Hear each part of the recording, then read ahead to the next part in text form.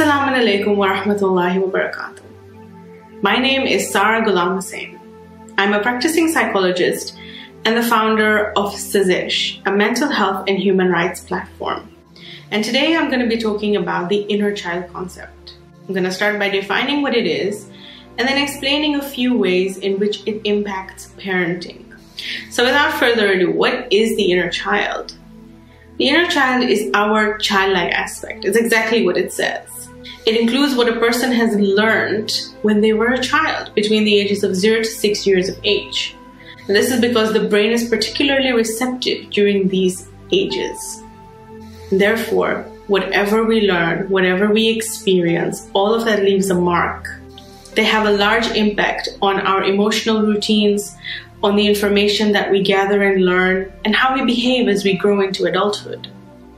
Based on the roles a child is told to play in their family, they can gather what you call survival tactics. These tactics are informed by the people around them: adults, parents, guardians, teachers, caregivers, anyone they come into contact with. So based on the experiences that a child has, they're going to form these scripts of how things are and how things should be. So whenever a child is making a choice or they're trying to make decisions on important life matters, this is the script they will follow. If this script is not healthy, it does not nurture a person, it's not conducive towards their mental well-being, then often as an adult you'll find yourself struggling. This is because our inner child needs healing. It needs nurturing. The inner child can become wounded through many different experiences. It just depends which experience sticks with you the most as a child. One, if you've lost anyone, so bereavement can really wound an inner child, loss of a parent or guardian. If you've experienced physical abuse or violence of any sort, including bullying. If you've experienced physical neglect, so lack of physical affection, cuddles, kisses, hugs, just being comfortable with showing your affection, showing your emotions. If you've had any form of emotional abuse or neglect, I'll give a few quick examples of that. Number one, if you've had a lot of punishments or restrictive parenting, you're not really allowed to express yourself emotionally, so you have emotional repression or suppression. And then if you're scolded for having an opinion or asking too many questions or just being inquisitive, that is a form of emotional abuse as well. If you've been embarrassed or shamed by your loved ones in any situation, particularly a public embarrassment, so when you're embarrassed in front of your friends or in front of your teachers or in a public setting, that's a form of emotional abuse. Another form of emotional abuse is also when you're unfairly compared to your peers or to people around you or to people on the TV, anyone that you're compared to, and that's formed an unrealistic standard in your mind. If you were not allowed to express yourself, so you had all these emotions, but you were never fully allowed to express themselves in a healthy way, all of these are forms of emotional abuse, and they can wound your inner child significantly. Other ways your inner child can be wounded is if there is domestic violence in your household, if there's substance abuse of any form in your household or in your family, if you've been discouraged from playing outside or having fun. Playtime is very important.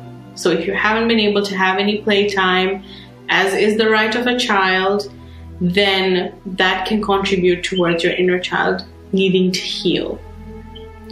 If you've experienced any form of serious illness, family breakups or divorce in the family, sexual abuse or sexual violence of any sort, all of these can contribute towards your inner child being wounded.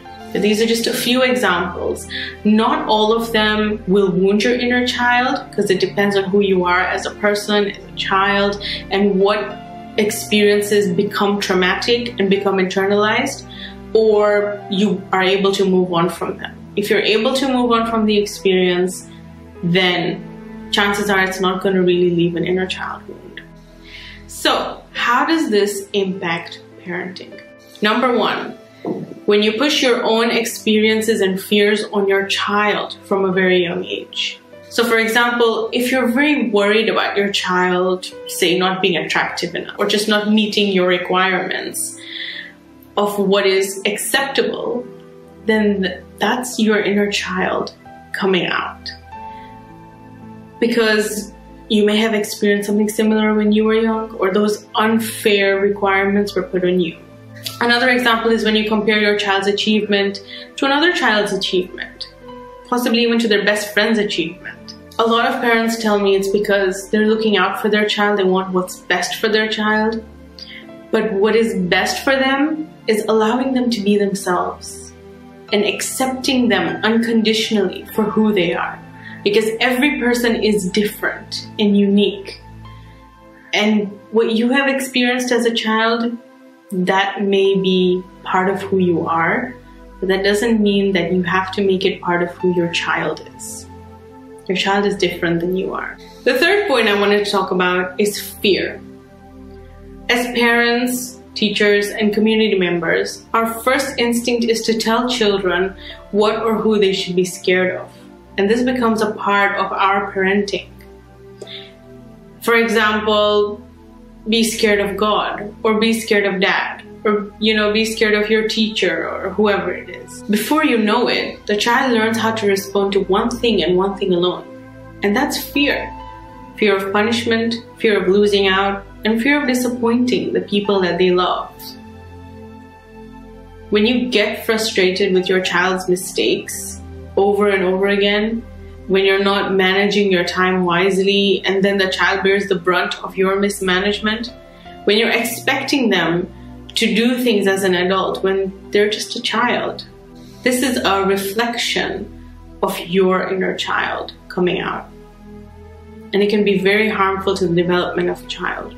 The next point is when you want your child to be perfect because you feel imperfect. Wanting your child to be what you were not able to be is very much a part of your inner child coming out. It could be because you didn't get a chance to be perfect, or because you were never told as a young child that you are good enough and you are perfect. And that can be something that comes out in your parenting.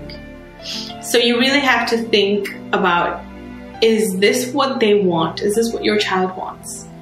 Is it really fair to map out the life of your child when they haven't even developed their personality or their passions, their strengths and weaknesses, who they are as a person?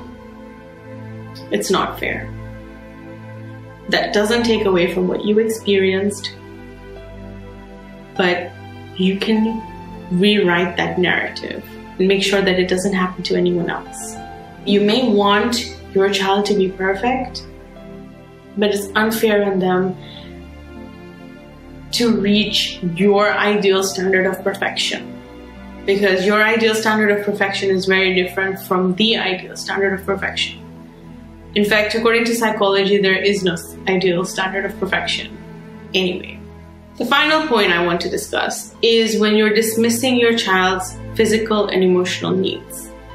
So, for example, when you're not keeping track of your child's feeding times or, changing times, when you restrict their playtime in favor of other things like, keeping them in front of a screen or an iPad or TV, or asking them to do more work, homework, house chores, you're basically restricting that one-on-one quality time that you're having with them. And then when you're not caring about how they're expressing their emotions, for example, when they're angry and you rather get more angry at them and punish them rather than try to understand why they're getting angry and what's causing them to react in this way. Being very defensive about things that are going wrong, so focusing more on what the problem is rather than how can we solve this problem? How can we get to a solution? So there you have it. A little bit about the inner child and how it can impact your parenting styles. The one thing that I want everyone to take away from this video is that it's possible to heal your inner child. If you feel like your childhood experience have not been conducive towards your mental health, or if they've hurt you in some way and you haven't been able to get over that, then that's perfectly okay. You have this time now to deal with it, to heal from it, and come out the other side. Assalamu alaikum wa rahmatullahi wa barakatuh.